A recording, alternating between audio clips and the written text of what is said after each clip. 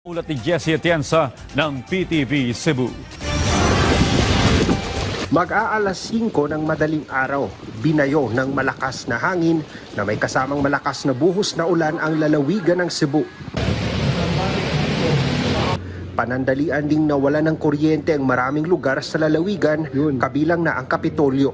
Kinaumagahan, agad nagpadala ng mga rescue team ang PDRRMO ng lalawigan ng Cebu sa mga apektadong LGU.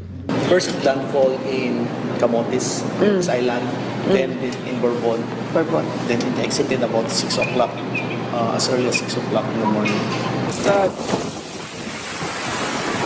Nakuna ng video ng isang netizen ang pagtangay ng tubig baha sa mga sasakyan sa isang subdivision sa Barangay Bakayan ng Cebu City. Ayon kay Acting Vice Mayor Winston Pipito, nahirapan din sa pagresponde ang mga disaster team dahil sa taas ng level ng tubig baha. Nag-try sila og conduct og rescue operations. Pero murag minimal kayo atong mabuhat tungod sa rescue kayo sa atong mga rescue personnel pod. Kay na jud naabot na sa second floor sa mga balay ang baha diri karon.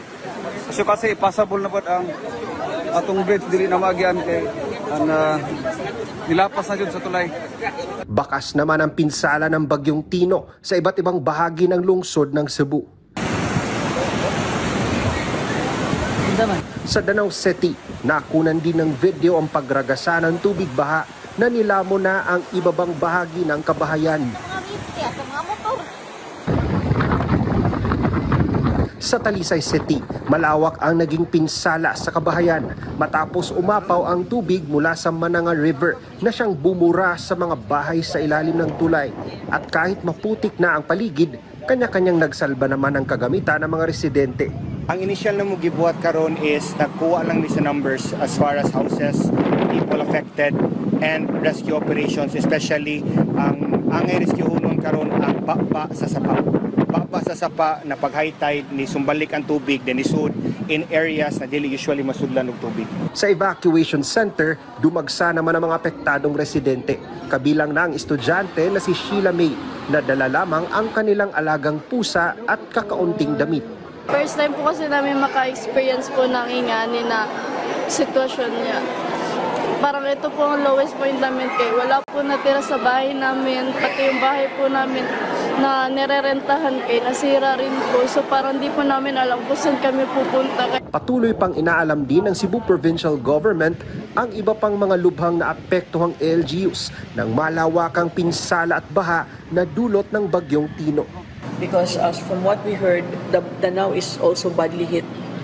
Danau down, Compostela, Liluan, ang Kutkut River, no? Grabe kuno kaayong Kutkut River. Consolacion, also, Mandaue, and Talisay. Ang atong mga within the city, no? Ang mga cities nato nga doon sa Cebu Central. So, maunay amo ang i-monitor karon. So we are trying to call the mayors, no? So far ang ako na istorya si Mayor Sam Samra, muna nga gipadadaanan na mo enforcement. Sa ngayon, may 6 na naiulat na nasawi sa lalawigan ng Cebu. 5 riyan ay mula sa Danau City at 1 sa Mandaue City. May 2 katao rin ang naiulat na nasawi sa Talisay City, habang may 12 individual pa ang pinaghahanap sa Cebu City. Patuloy pa ang clearing operations sa mga kalsada papuntang norteng Cebu na dinaanan din ng bagyong Tino. Mula sa PTV Cebu, Jessie Atienza para sa Pambansang TV sa Bagong Pilipinas.